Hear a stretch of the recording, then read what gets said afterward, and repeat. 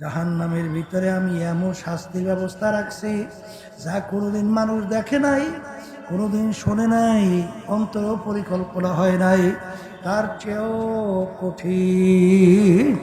বাজান জাহান্নামের এমন কঠিন আযাব। জিবরাইল আলাইহিস সালাতু ওয়াস সালাম একদিন আসছে আল্লাহর হাবিবের সঙ্গে দেখা করার জন্য। আল্লাহর রাসূল বলে, ভাই জিবরাইল, এরকম অসময় তো আপনি কখনোই আসেন না, এরকম অসময় আপনি কেন আসলেন? জিবরাইল আলাইহিস সালাতু ওয়াস সালাম বলেন, ইয়া রাসূলুল্লাহ, ইয়া হাবিবাল্লাহ, আমার মালিক আমার আল্লাহ আমাকে বেহেশত জাহান্নাম দেখাইছে। আমার মালিক বেহেশত এমনভাবে তৈরি করছেন যা কোনোদিন কেউ দেখে নাই, শোনেও নাই, তার চেয়েও সুন্দর। আর জাহান্নাম এমনভাবে তৈরি করছেন যা কোনোদিন মানুষ দেখে নাই, শোনে নাই, কল্পনায় আসে নাই, তার চেয়েও কঠিন। এই কথা বলার পরে জিবরাইল আলাইহিস সালাতু ওয়াস সালাম কান্দে।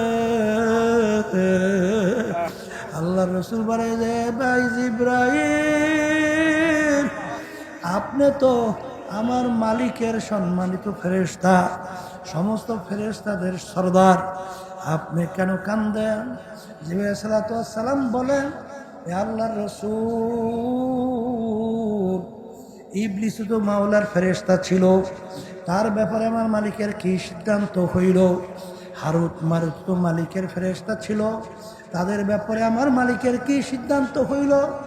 আমি জিবরাইল, আমার তো জানা নাই আমার ব্যাপারে আমার মালিক কি সিদ্ধান্ত করবে। এই জন্য জাহান্নামের ভয় আমি কান্দি। আল্লাহর রাসূল কান্দে। জিবরাইল সালাতু ওয়াস সালাম রওনা করার পরে আল্লাহর রাসূল মসজিদে নববীর ভিতরে ঢুকলেন। ঢুইকে দেখেন একদল সাহাবায়ে কেরাম বৈশা বৈশা আনন্দ ফুর্তি করতেছেন। আল্লাহর রাসূল বলেন, ও আমার সাহাবারা,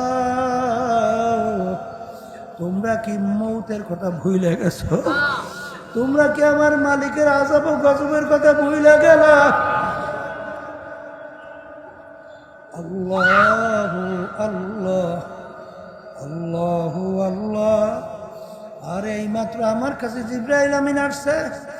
জিবরাইল আমি বেহেশতে যে বিবরণ দিছেন, জাহান্নামের যে বিবরণ দিছে, ওই এক সেকেন্ডে আযাব সহ্য করার শক্তি দুনিয়ার কোনো মানুষের নাই। আমি রাসূল যা দেখি, আমি রাসূল যা শুনি, আমি রাসূল যা জানি। আরে তোমরা যদি জানতা, দেখতা, শুনতা, কোনো মানুষ সংসার আদি তো দূরের কথা, কাজকর্ম তো দূরের কথা, বাজান ঘর বাড়ি ছাইরা সব জঙ্গলে যাইয়া তারপর বসবাস করত। এ আল্লাহর বান্দারা, পর্দারে মা বোনেরা, ভালো করে মনকে বুঝাও, তারপর কবরে রওনা করো বাজার। যারা বিশ্বাস করবা তাদের সঙ্গে কথা, যাদের বিশ্বাস নাই তাদের সঙ্গে আমাদের কোনো কথাও নাই। কিন্তু ভালো করে মনে রাখো, বাংলাদেশেও কত ঘটনা মাঝে মাঝে আমার মালিক দেখায়। হাসান চরমনের মুজাহিদ ছিল, কুড়িগ্রাম হুগু মুন্সি করে অনেকে ডাকতো, আসলে নাম ছিল বশিরউদ্দিন মুন্সি। তিনি দুনিয়া থেকে বিদায় নেওয়ার পরে, কবরে যাওয়ার পরে বাজান 32 বছর পরে নদীর ভাঙ্গলে যখন তার কবর ভেঙে গেল, কাপনের কাপড় সহ লাশ একেবারে দিব্যি বের হয়ে আসলো। অনেক জাতীয় পত্রিকায় ছবি সহ দিয়ে দিয়েছিল, অনেকেই দেখছেন। এই বাজানদেরকে বলবো, এরকম কত ঘটনা মাঝে মধ্যে মালিক কবরে দেখায়। যত দেখায় দিনদার পরহেজগার আল্লাহ ওয়ালা ছাড়া কিন্তু দেখা যায় না। আবার কত কবরে আগুন দেখা যায়, সাপ দেখা যায়, কত কবরে নাফরমানের চেহারা, শুয়ারের চেহারা হইয়া পড়ে আছে, জিহ্বা বিস্তার পর্যন্ত ঝুইলা রইছে। যত দুর্ঘটনা মাঝে মাঝে কবরে দেখা যায়। বেনমাজি যারা 5 ওয়াক্ত ঠিক মতো নামাজ পড়ে না, বেপর্দায় যারা চলে, পর্দা ঠিক মতো করে না, আরে আল্লাহর হুকুম পর্দা ফরজ করে না, রোজা রাখে না, ধনী হয়েছে হজ জাকাত ঠিক মতো আদায় করে না, আল্লাহর হাবিবের তরিকা অনুযায়ী সুন্নাত তরিকায় চলে না, যত ঘটনা দুর্ঘটনা মাঝে মাঝে কবরে দেখা যায়, নাফরমান বেনমাজি হারামখোর সুদখোর ঘুষখোর ছাড়া কিন্তু দেখা যায় না।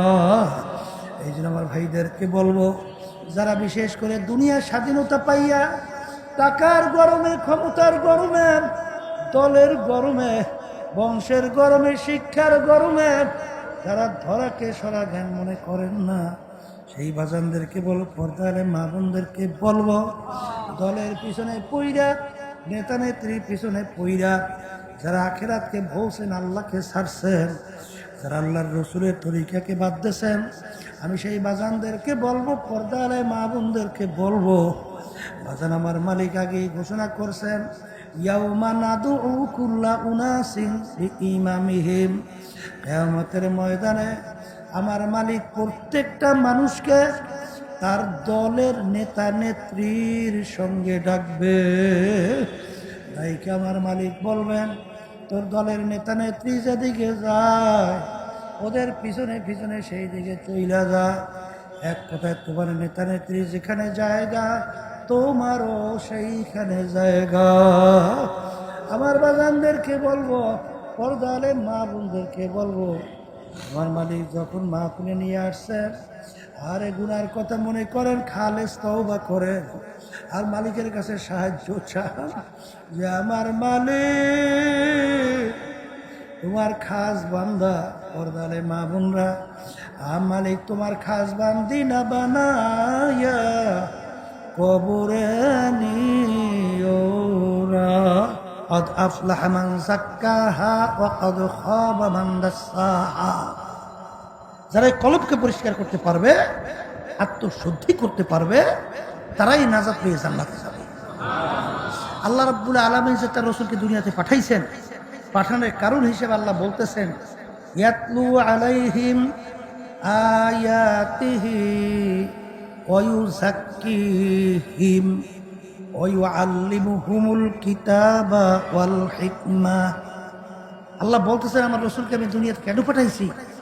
পাঠানোর কারণের ভিতরে একটা কারণ হলো, আমার রাসূল তার উম্মতদের ওই কলব পরিষ্কার করাইবেন, আত্মশুদ্ধি করাইবেন। কথা ঠিক কিনা? এই জন্য আমার ভাইদেরকে বলবো, যে কলব যার ভালো সে মানুষটা কি কথা ঠিক না? তা ওই কলবের মাধ্যমে গায়েবের অনেক জিনিস দুনিয়ায় থাকা অবস্থায় অনুভব করা যায়। বলেন কথা ঠিক না? ঠিক। এরকম বহুত ঘটনা দুনিয়াতে আসে না নাই? বহুত আছে, বহুত আছে। এই জন্য আমার ভাইদেরকে বলবো, পর্দা আলে মা বোনদেরকে বলবো, এক শ্রেণীর মানুষ, তাদের একটা কথা খেয়াল করা লাগবে, পশু এবং মানুষের ভিতরে পার্থক্যটা। মানুষের খাওয়া দরকার আছে না? পশুরও তো খাওয়ার দরকার আছে। মানুষের বিবি বাচ্চা আছে, পশুর আছে না? এই পশুর রোগ ব্যাধি হয়, মানুষেরও তো হয়, হয় না? এক কথায় মানুষের আরামায়েশের দরকার, পশুর আরামায়েশের দরকার আছে না? তাহলে পশুর যাতা দরকার, মানুষের তাই তো দরকার।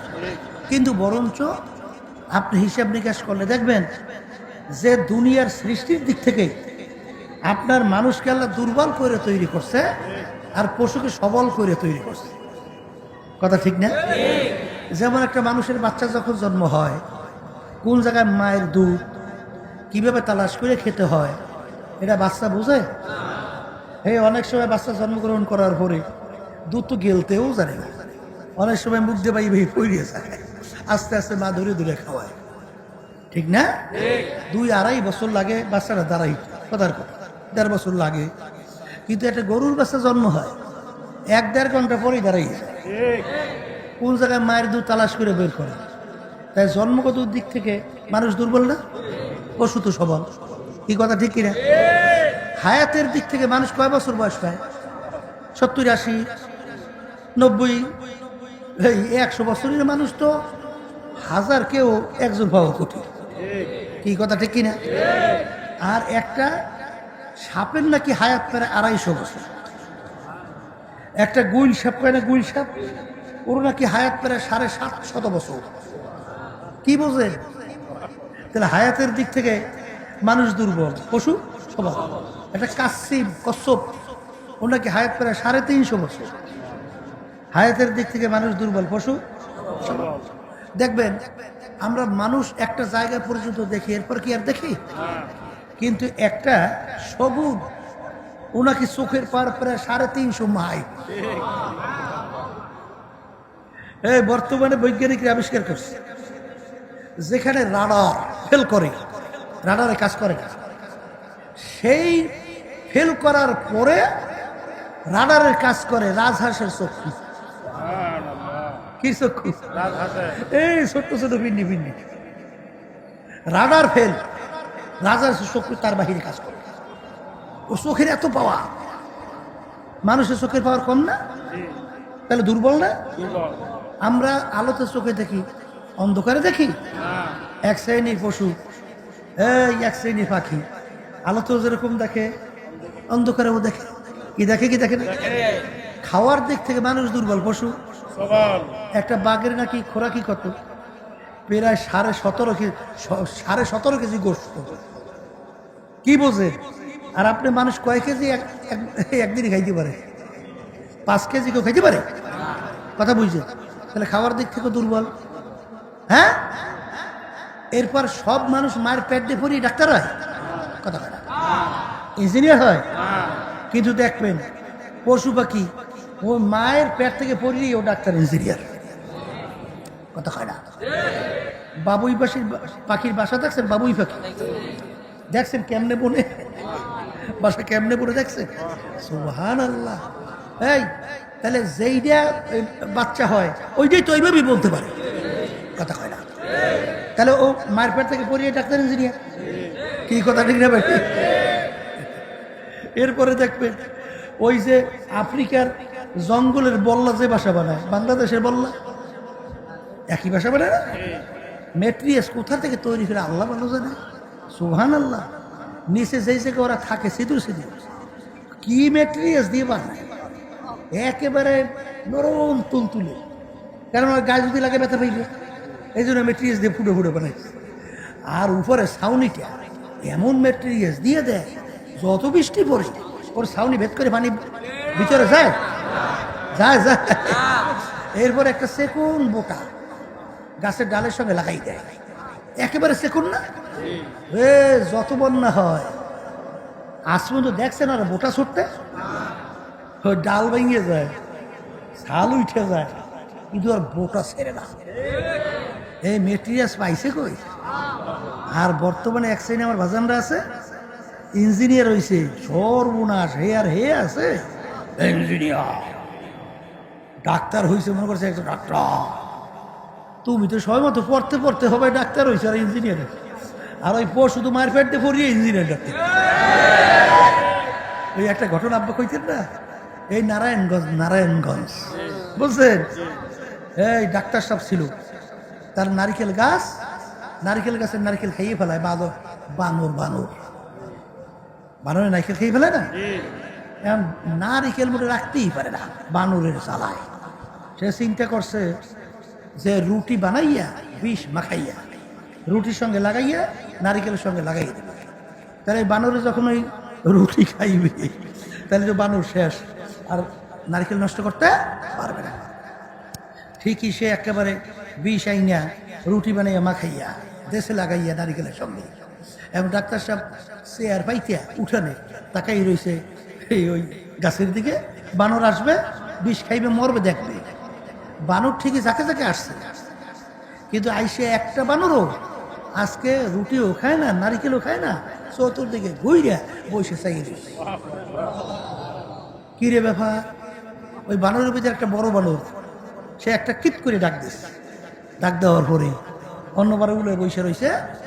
সে যাইয়ে জঙ্গলের ভিতরে অনেক পরে কতগুলো পাতা নিয়ে আসছে, পাতা। ওই পাতাগুলো প্রত্যেক বানরের হাতে হাতে ভাগ করে দিচ্ছে। ভাগ করে দিয়ে এখন ওই এক কামড় পাতা খায়, এক কামড় রুটি খায়, সব খাইয়া শেষ। বানরে কিচ্ছু হয় নাই। আব্বাজানের কাছে ডাক্তার সাহেব যখন এই ঘটনা বলতেছিলেন, তখন আব্বাজান বলছিলেন যে ডাক্তার সাহেব, তাহলে মনে হয় খুব ভালো মানের বিষ মনে হয় আপনি দিতে পারেন নাই, এই জন্য মনে হয় মরে নাই। বলে হুজুর বলেন কি? আমি ডাক্তার। হুজুর আমি বুঝি বিষ চিনি না। হুজুর এমন কঠিন বিষ আমি প্রয়োগ করছি, যেই বিষ ঝাল মিঠা না সুক্কা না তিতা, এটা আবিষ্কার করতে যাই প্রায় 6 না 7 জন বৈজ্ঞানিক শুধু মারাই গেছে, আবিষ্কারই করতে পারে নাই। জিপে লাগাইতে দেরি, মরতে দেরি। সেই বিষ হুজুর আমি প্রয়োগ করছি। তাইলে ওই বানর আসার পরে ওই যে অপেক্ষা করছে, বুঝেন নাই, ও চিন্তা করছে বিষ তো মাখাইছে, তাই কোন ধরনের বিষ মাখাইছে এইটা আবিষ্কার করছে। এই বিষ নষ্ট করতে কোন ধরনের ঔষধ লাগবে ওই আবিষ্কার করে সেই ঔষধ নিয়ে আসছে। কথা বুঝছে? এখন এই ঔষধ খাইয়া বানরের বিষ খাইয়া হজম করছে, কিছু হয়েছে? তাইলে বলেন যে আমি ডাক্তার মানুষ, নামাজ নাই রোজা নাই, এই মালিকের চেনেন নাই। আপনি ডাক্তার, আপনি একটা পশুর চেয়েও খারাপ। আপনি ইঞ্জিনিয়ার, আপনি নামাজ পড়েন না, রোজা রাখেন না, মালিককে চেনেন না, আপনি একটা পশুর চেয়ে খারাপ। কথা ঠিক না? ঠিক। আপনি ডাক্তার হতে পারেন, আপনি ইঞ্জিনিয়ার হতে পারেন, আপনি অনেক ডিগ্রিদারি অনেক কিছু হতে পারে, কিন্তু যে মালিকের পরিচয় পাবে না সেই মানুষটা পশুর চেয়েও খারাপ। কথা ঠিক না? ঠিক। কারণ মানুষ চিন্তা করবে যে এই যে আমরা দেখতেছি এত 18,000 মাখলুকাত, এই যে আসমান দেখতেছি, আসমানের ভিতরে চাঁদ সূর্য দেখতেছি, এই যে সমুদ্র দেখতেছি, 18,000 মাখলুকাত দেখতেছি, এই আমরা মানুষ এই দুনিয়া সৃষ্টির পরে আসতেছে, একটা মানুষের চেহারার সঙ্গে আরেকটা মানুষের চেহারার পূর্ণ কোনো মিল পাইলাম না, বরঞ্চ একটা মানুষের হাতের করে টিপের সঙ্গে এই দুনিয়া সৃষ্টির পরে এখন পর্যন্ত একটা মানুষের হাতের আঙ্গুলের এই টিপের সঙ্গে আর একটা মানুষের পূর্ণ টিপের কোনো মিল নাই, পূর্ণ কোনো মিল নাই। এতটুক জায়গায় এই ডিজাইন করণীয় একজন কারিগর নাই? হ্যাঁ, এই চিন্তা করার পরই যে মানুষ, তার কাছে উত্তর আসবে এই বানাই না একজন ডিজাইনার আছে, সেই ডিজাইনার হলো আল্লাহ। এই কথা ঠিক না? ঠিক। আলী রাদিয়াল্লাহু তাআলা বলে, আমি আল্লাহ আমার মালিকের পরিচয় আমি কেন কিভাবে পাইছি? আমি একটা কাজ করব, সব ঠিক হয়ে গেছে, এইটা ফিরে আবার কোনো শক্তি বা কোনো ধরনের বাধা নাই, 100 বার। হঠাৎ দেখি আমার কাজটা হয় নাই, তখন বুঝছি যে আমার এই সব সিদ্ধান্তের বাইরেও আর একটা শক্তি আছে, এই শক্তির নাম হলো যেটা বলেন কথা ঠিক কিনা? আর আমার ভাজনদেরকে বলবো যে এক শ্রেণী যায় নাকি ইংরেজি বাংলা পইরা দুনিয়ামুখী নাস্তিকদের বইপত্র পইরা, যারা নাকি সৃষ্টিকর্তাকে ভুইলা আখেরাতকে বাদ দিয়ে যারা নাকি 24 ঘন্টা দুনিয়ামুখী হয়েছেন, আমি সেই বাজানদেরকে বলবো আপনি মাঝে মধ্যে একটা চক্ষু বন্ধ কইরা চিন্তা কইরেন, আপনার সে আপনার গোয়াল গলে গরুটা ভালো। বলেন কথা ঠিক না? ঠিক। আপনার চেয়ে আপনার বাড়ি যে একটা কুকুর পালেন, সেই কুকুরটা আপনার চেয়ে ভালো। বলে তা কেমন? হাকিমুল উম্মাত আশরাফ আলী থানভী রহমাতুল্লাহি আলাইহি তিনি বয়ান করতে করতে এক পর্যায়ে বলে ফেললো, এ দুনিয়ার মানুষ, আমি মনে হয় একটা কুকুরের চোখ খারাপ হয়ে গেছে। বলে হুজুর আপনি কুকুরের চোখ কিভাবে খারাপ হন? বলে মানুষ, আমরা অনেকে বাড়িতে কুকুর পালি না, কুকুর পালি না? আচ্ছা, কুকুরকে কেউ ভালো কোনো কোরমা পোলার ভাগ দেয়? হাড্ডি কাটা ফালায় বাহিরে কুকুরকে খাওয়ায়, ঠিক কিনা? আচ্ছা বেশ ভালো কথা, মালিক যদি রাত্রে ঘুমাইয়া থাকে, কুকুর ঘুমায়? সারা রাত্র মালিকের বাড়ি পাহারা দেয় না? কেন পাহারা দেয়? মালিকের জন্য কোনো ক্ষতি না হয়। কথা ঠিক না? ঠিক। দেখবেন কুকুর যদি রাত্রে ঘুমায় নেয়, সারা রাত্র পাহারা দেয়, ভোরবেলা দেখবেন কুকুরের চক্ষু লাল। ওই সময় মালিক যদি কুকুরকে মারে, কুকুরের উচিত ছিল কে নেমো খারাপ, তোর কোনো ভালো জিনিসের আমি ভাগ নেই নাই, তুই হাড্ডি কাটা ফালাইছো মাছ গোস্ত খাইয়া, খাইছি জীবন বাঁচাইছি, তুই সারা রাত্র নাকটাই না ঘুমাইছো, আমি ঘুমাই নাই, তোকে আমি সারা রাত্র বাড়ি পাহারা দিলাম, এরপরে তুই আমাকে মারো, তোকে কামড়াইয়া রাখবো না। কুকুর কি তা বলে? বরং সে কি করে, লেজটা পেটের নিচে ঢুকে কান দুইটা নিচের দিকে নামায়, মুখটা একটু বাঁকা করে, চোখ দুইটা একটু বুঝু বুঝু তাকায়, মালিকে যে করুণ দৃষ্টি তাকাই, আর করুণ সুরে ঘেউ ঘেউ করে ডাকে। আর মনে হয় যেন কুকুর বলতেছে তার ভাষায়, মালিক তুমি আমাকে মাইরো না, ও মালিক তুমি আমাকে মাফ করো। কি কুকুর মালিকের উপরে কোনো খারাপ আচরণ করে? হাকিমুল উম্মাত আশরাফ আলী থানভী রহমাতুল্লাহি আলাইহি বলেন, হে দুনিয়ার মানুষ, আজকে কুকুরটাই মালিক চিনছে, আজকে কুকুরও মালিক চিনছে, কিন্তু তুমি আর আমি মানুষ হইয়া আমার মালিকের পরিচয় এখনো লাভ করতে পারি না। এই জন্য আল্লাহ ওলি বলতেছিলেন, আদমিয়া দাদাই বা সব মুসলমান কর দাই, আয় খুদা করবা সওয়াব ইহসাবর ইহসা কর দাই। হে আমার মালিক, তোমার আমার উপরে কত দয়া কত মায়া। মালিক আমি চিন্তা ভাবনা কইরা দেখলাম, আমারও তো একটা রুহু, হিন্দুর বাচ্চারও তো একটা রুহু, আমারও তো একটা রুহু, খ্রিস্টানের বাচ্চারও তো একটা রুহু, অন্যান্য বিজাতিদের বাচ্চারও তো একটা রুহু।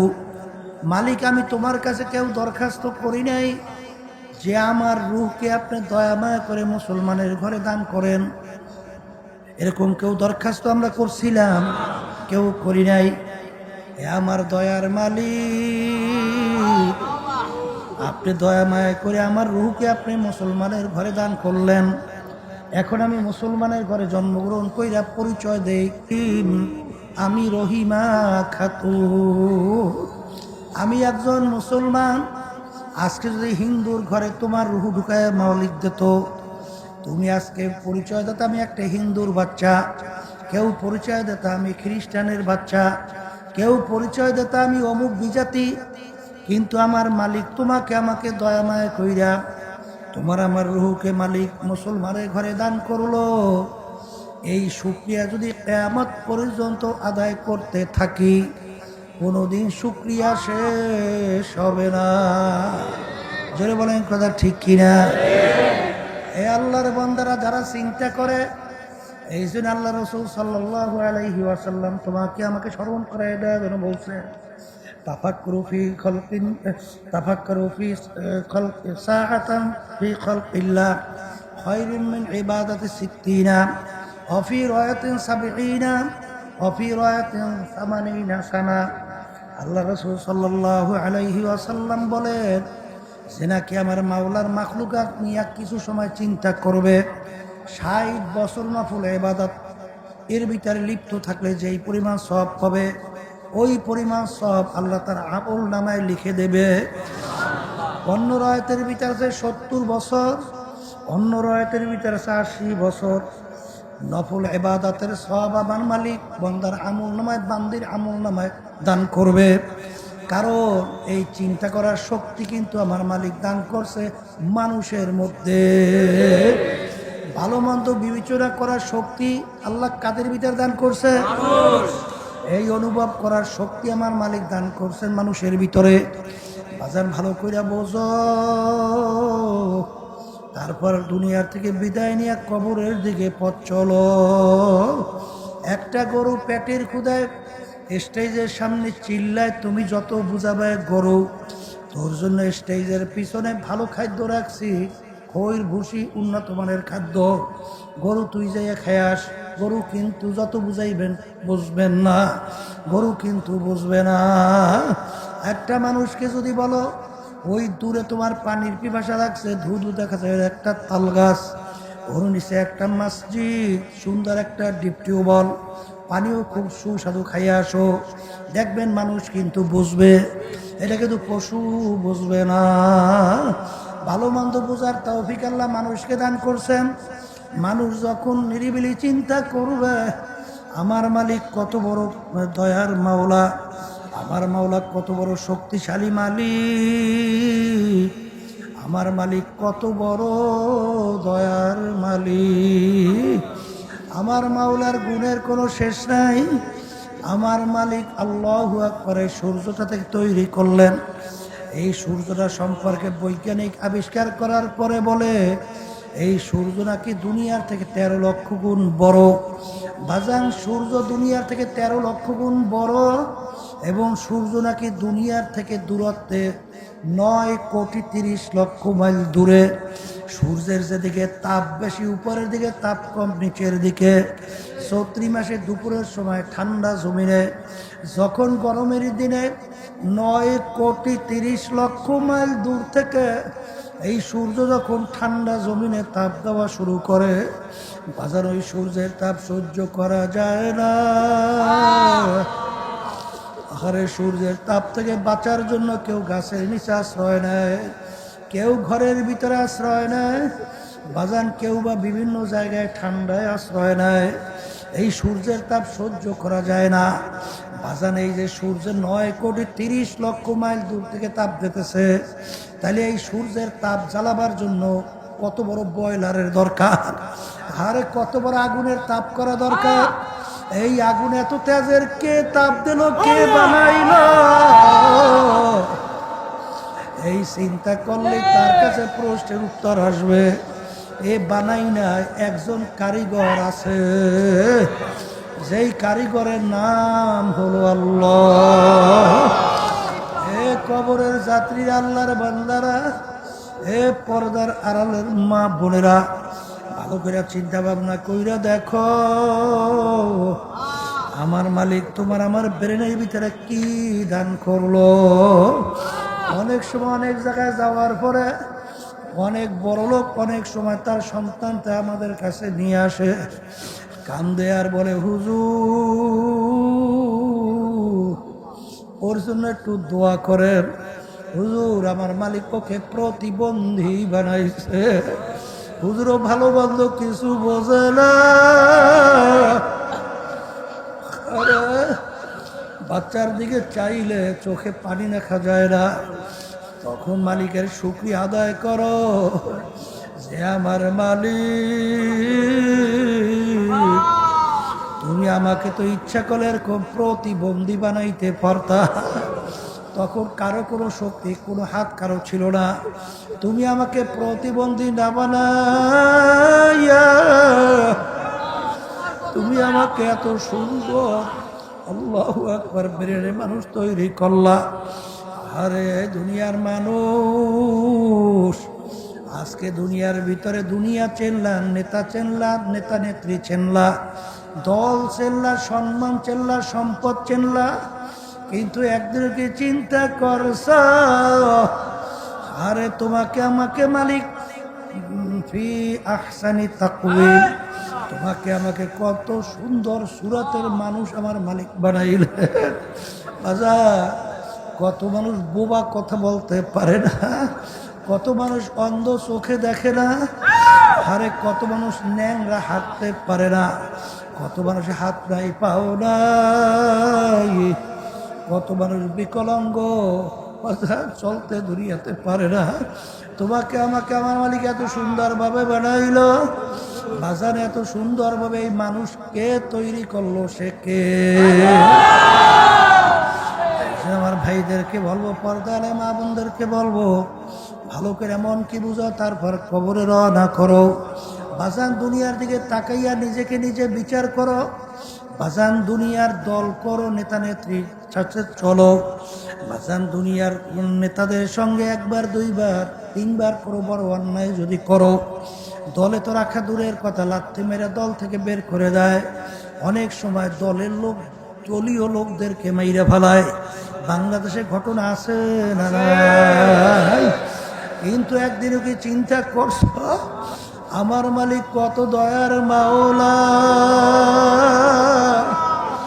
আমার মালিকের সমস্ত নেয়ামত তুমি আমি ভোগ করলাম, আমার মালিকের সমস্ত নেয়ামত ভোগ কইরা আমার মালিকের নাফরমানি কইরা দাড়ি চুল পাকাইয়া ফেললা, দাঁতগুলা পইরা গেল, শরীরের শক্তি কইরা গেল। এখন বন্দা আমার মালিকের দরবারে তাকাইয়া তাকাইয়া মালিকের দরবারে করুণ সুরে ডাক দেয়, ও আমার দয়ার মাওলা, ও আমার দয়ার মালিক, গুনাহ করতে করতে পাহাড় পরিমাণ গুনাহ জমা হয়ে গেছে। আমার মতো এত বড় নেমো খারাপ দ্বিতীয় দুনিয়া থাকতে পারে না, কিন্তু মালিক দরজা তো আর নাই। মালিক এখন তো আমার মরার ভয় এসে গেছে, জাহান্নামের কথা স্মরণ হয়ে গেল। তোমার আযাব ও গজবের যে ঘোষণা দিয়েছো আমার সেইটা স্মরণ হয়ে ভয় করতেছে। এ আমার মালিক, তুমি আমাকে মাফ করো।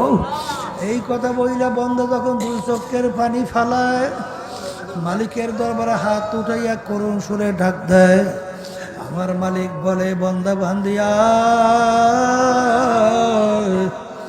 তোকে আমি আগুনেও ফালাবো না, জাহান্নামেও ফালাবো না, তোকে আমি শয়তানের হাতেও সুপর্দ করবো না। আয়া তোকে আমার কুদরতি কোলের ভিতরে জাগা না দিয়া পারবো না। এই জন্য আমার বাজানদেরকে বলা হয়, মুসলমান আমার বাবারা, হে পর্দার আড়ালের মা বোনেরা, এরপরে যদি মন না বুঝতে চায় মনকে বুঝাও। ওরে মন, কোরআনুল কারীম এখন আমাদের মাঝে আছে না নাই? এই কোরআনুল কারীমের শুরুতে আমার মালিক চ্যালেঞ্জ করছে, যালিকাল কিতাব লা রাইবা ফি। এই যে কিতাব দেখো, এই কিতাবের ভিতরে ভুল সন্দেহ বলতে কিছু নাই। বাজান, দুনিয়ার ভিতরে দ্বিতীয় আর একটা বই আর একটা কিতাব কিছুই তুমি বাড়ি করতে পারবে না। দুনিয়া সৃষ্টির পর থেকে এখন পর্যন্ত যে কোনো বই কোনো কিতাবের শুরুতে কেউ চ্যালেঞ্জ করে লিখতে পারছে আমার কিতাবে বইতে কোনো ভুল নাই। বরঞ্চ সমস্ত লেখক লেখে, আমার কিতাবে বইতে ভুল হলে দয়া করে জানাবা, পরবর্তী সংস্করণে আমি সংশোধন করব। যারা মানুষ তারা চিন্তা করবে, কোনো কিতাব কোনো বই পুস্তক আজ পর্যন্ত কেউ চ্যালেঞ্জ করতে পারে নাই, ভুল নাই। একটাই কিতাব দুনিয়ার ভিতরে যার শুরুতে লেখা আছে লা রাইবা ফি, এর ভিতরে কোনো ভুল সন্দেহ বলতে কিছু নাই।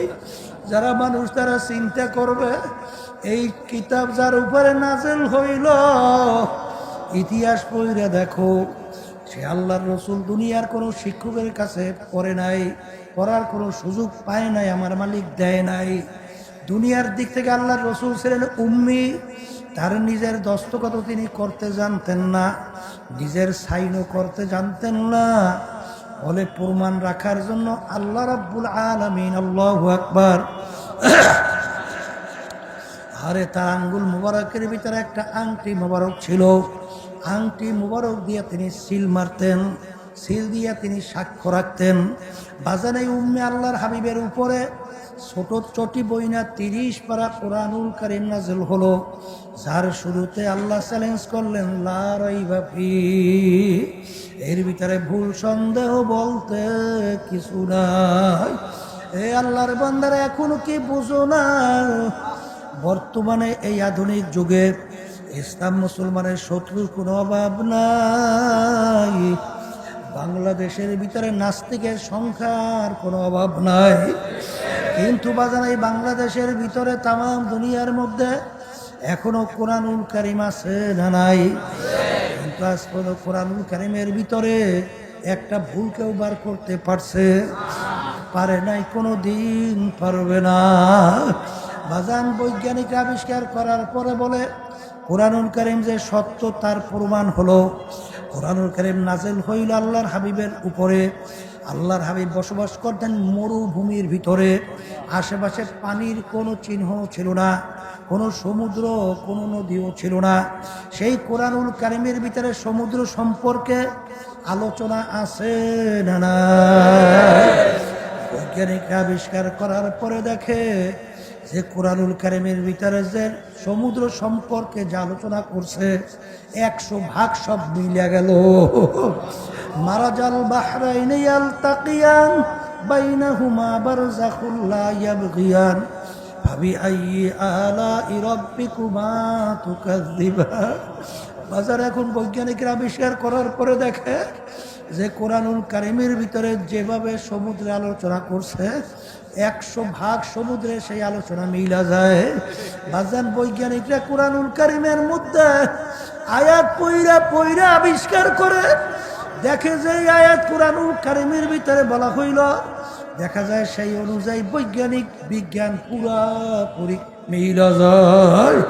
এই জন্য আমার বাজানদেরকে বলবো, বাজান যারা মরবা কবরে যাবা, বাজান তাদের সঙ্গে আমাদের কথা, যারা মরবেন না কবরে যাবেন না তাদের সঙ্গে আমাদের কোনো কথা নাই। কিন্তু এ কবরের যাত্রীরা যারা মরবা কবরে যাওয়া, বাজান ভালো কইরা বোঝা, ওই সত্য কোরআনুল কারীমের মধ্যে আমার মালিক ঘোষণা করছেন, ফারিকুম ফিল জান্নাতি ওয়া ফারিকুম ফিস সাইর। মানুষ মারা যাওয়ার পরে আমার মালিক বলে আমি মানুষকে দুইটা ভাগে ভাগ করব। এক শ্রেণী মানুষকে আমি সাজাইয়া পড়াইয়া আমার বালাখানা বেহেশতের ভিতরে আমি সম্মানিত করব মেহমান হিসাবে। আরে যেই বেহেশতের ভিতরে কোনোদিন অশান্তির ঘেরান তো দূরের কথা, কল্পনাও আসবে না। এমন আরামের জায়গা যা কোনোদিন মানুষ দেখে নাই, কোনোদিন কানেও শোনে নাই, কোনোদিন অন্তরে পরিকল্পনাও হয় নাই। এরকম সুন্দর হইতে পারে, তার চেয়েও সুন্দর বাজার সেই বেহেশত আমার মালিক দান করবেন। আর এক শ্রেণীর মানুষ আমার মালিক বলে, ফেরেশতাদেরকে আমি হুকুম করব, ওদেরকে ফিকা ফিকা জাহান্নামের ভিতরে ফেলাইয়া দাও। জাহান্নামের ভিতরে আমি এমন শাস্তির ব্যবস্থা রাখছি যা কোনোদিন মানুষ দেখে নাই, কোনোদিন শোনে নাই, অন্তর পরিকল্পনা হয় নাই, তার চেয়েও কঠিন। বাজান জাহান্নামের এমন কঠিন আযাব, জিবরাইল আলাইহিস সালাতু ওয়াস সালাম একদিন আসছে আল্লাহর হাবিবের সঙ্গে দেখা করার জন্য। আল্লাহর রাসূল বলে, ভাই জিবরাইল, এরকম অসময় তো আপনি কখনোই আসেন না, এরকম অসময় আপনি কেন আসলেন? জিবরাইল আলাইহিস সালাতু ওয়াস সালাম বলেন, ইয়া রাসূলুল্লাহ, ইয়া হাবিবাল্লাহ, আমার মালিক আমার আল্লাহ আমাকে বেহেশত জাহান্নাম দেখাইছে। আমার মালিক বেহেশত এমনভাবে তৈরি করছেন যা কোনোদিন কেউ দেখে নাই, শোনেও নাই, তার চেয়েও সুন্দর। আর জাহান্নাম এমনভাবে তৈরি করছেন যা কোনোদিন মানুষ দেখে নাই, শোনে নাই, কল্পনাও আসে নাই, তার চেয়েও কঠিন। এই কথা বলার পরে জিবরাইল আলাইহিস সালাতু ওয়াস সালাম কান্দে। আল্লাহর রাসূল বলে যে, ভাই জিবরাইল, আপনি তো আমার মালিকের সম্মানিত ফেরেশতা, সমস্ত ফেরেশতাদের সরদার, আপনি কেন কান্দেন? জিবরাইল আলাইহিস সালাতু ওয়াস সালাম বলেন, হে আল্লাহর রাসূল, ইবলিস তো মাওলার ফেরেশতা ছিল, তার ব্যাপারে আমার মালিকের কি সিদ্ধান্ত হইল? হারুত মারুত তো মালিকের ফেরেশতা ছিল, তাদের ব্যাপারে আমার মালিকের কি সিদ্ধান্ত হইল? আমি জিবরাইল, আমার তো জানা নাই আমার ব্যাপারে আমার মালিক কি সিদ্ধান্ত করবে। এই জন্য জাহান্নামের ভয় আমি কান্দি। আল্লাহর রাসূল কান্দে। জিবরাইল সাল্লাল্লাহু আলাইহি ওয়াসাল্লাম রওনা করার পরে আল্লাহর রাসূল মসজিদে নববীর ভিতরে ঢুকলেন। ঢুইকে দেখেন একদল সাহাবায়ে কেরাম বৈশা বৈশা আনন্দ ফুর্তি করতেছেন। আল্লাহর রাসূল বলেন, ও আমার সাহাবারা, তোমরা কি মৌতের কথা ভুলে গেছো? তোমরা কি আমার মালিকের আযাব ও গজবের কথা ভুলে গেলা? আল্লাহু আল্লাহ, আল্লাহু আল্লাহ। আর এইমাত্র আমার কাছে জিবরাইল আমিন আসছে। জিবরাইল আমি বেহেশতে যে বিবরণ দিছেন, জাহান্নামের যে বিবরণ দিছে, ওই এক সেকেন্ডে আযাব সহ্য করার শক্তি দুনিয়ার কোনো মানুষের নাই। আমি রাসূল যা দেখি, আমি রাসূল যা শুনি, আমি রাসূল যা জানি। আরে তোমরা যদি জানতা, দেখতা, শুনতা, কোনো মানুষ সংসারাদি তো দূরের কথা, কাজকর্ম তো দূরের কথা, বাজান ঘর বাড়ি ছাইরা সব জঙ্গলে যাইয়া তারপর বসবাস করত। এ আল্লাহর বান্দারা, পর্দারে মা বোনেরা, ভালো করে মনকে বুঝাও, তারপর কবরে রওনা করো বাজার। যারা বিশ্বাস করবা তাদের সঙ্গে কথা, যাদের বিশ্বাস নাই তাদের সঙ্গে আমাদের কোনো কথাও নাই। কিন্তু ভালো করে মনে রাখো, বাংলাদেশেও কত ঘটনা মাঝে মাঝে আমার মালিক দেখায়। হাসান চরমনের মুজাহিদ ছিল, কুড়িগ্রাম হুগু মুন্সিকে অনেকে ডাকতো, আসলে নাম ছিল বশিরউদ্দিন মুন্সি। তিনি দুনিয়ার থেকে বিদায় নেওয়ার পরে, কবরে যাওয়ার পরে বাজান 32 বছর পরে নদীর ভাঙ্গলে যখন তার কবর ভেঙে গেল, কাপনের কাপড় সহ লাশ একেবারে দিব্যি বের হয়ে আসলো। অনেক জাতীয় পত্রিকায় ছবি সহ দিয়ে দিয়েছিল, অনেকেই দেখছেন। এই বাজানদেরকে বলবো, এরকম কত ঘটনা মাঝে মধ্যে মালিক কবরে দেখায়। যত দেখায় দিনদার পরহেজগার আল্লাহ ওয়ালা ছাড়া কিন্তু দেখা যায় না। আবার কত কবরে আগুন দেখা যায়, সাপ দেখা যায়, কত কবরে নাফরমানের চেহারা শুয়ারের চেহারা হইয়া পড়ে আছে, জিহ্বা বিস্তার পর্যন্ত ঝুইলা রইছে। যত দুর্ঘটনা মাঝে মাঝে কবরে দেখা যায়। বেনমাজি যারা 5 ওয়াক্ত ঠিক মতো নামাজ পড়ে না, বেপর্দায় যারা চলে, পর্দা ঠিক মতো করে না, আরে আল্লাহর হুকুম পর্দা ফরজ করে না, রোজা রাখে না, ধনী হয়েছে হজ জাকাত ঠিক মতো আদায় করে না, আল্লাহর হাবিবের তরিকা অনুযায়ী সুন্নাত তরিকায় চলে না, যত ঘটনা দুর্ঘটনা মাঝে মাঝে কবরে দেখা যায়। নাফরমান, বেনমাজি, হারামখোর, সুদখোর, ঘুষখোর ছাড়া কিন্তু দেখা যায় না। এই জন্য আমার ভাইদেরকে বলবো, যারা বিশেষ করে দুনিয়ার স্বাধীনতা পাইয়া টাকার গরমে, ক্ষমতার গরমে, দলের গরমে, বংশের গরমে, শিক্ষার গরমে যারা ধরাকে সরা জ্ঞান মনে করেন না, সেই বাজানদেরকে বলবো, পর্দার মা বোনদেরকে বলবো, দলের পিছনে পইরা, নেতা নেত্রীর পিছনে পইরা যারা আখেরাতকে ভুলছেন, আল্লাহকে ছাড়ছেন, যারা আল্লাহর রসুলের তরিকাকে বাদ দিয়েছেন, আমি সেই বাজানদেরকে বলবো, পর্দার মা বোনদেরকে বলবো, বাজান আমার মালিক আগেই ঘোষণা করছেন, ইয়াউমা নাদউ কুল্লা উনাসিন বিইমামিহিম, কিয়ামতের ময়দানে আমার মালিক প্রত্যেকটা মানুষকে তার দলের নেতা নেত্রীর সঙ্গে ডাকবে। তাইকে আমার মালিক বলবেন, তোর দলের নেতা নেত্রী যেদিকে যায় ওদের পিছনে পিছনে সেই দিকে চইলা যা। এক কথায় তোমার নেতা নেত্রী যেখানে জায়গা, তোমারও সেইখানে জায়গা। আমার বাগানদেরকে বলবো, পর্দালে মা বোনদেরকে বলবো, আমার মালিক যখন মা তুলে নিয়ে আসছেন, আরে গুনার কথা মনে করেন, খালেস তওবা করেন, আর মালিকের কাছে সাহায্য চান যে আমার মালিক তোমার খাস বান্দা। পর্দালে মা বোনরা, মালিক তোমার খাস বান্দি না বানায়া কবরে নিও না।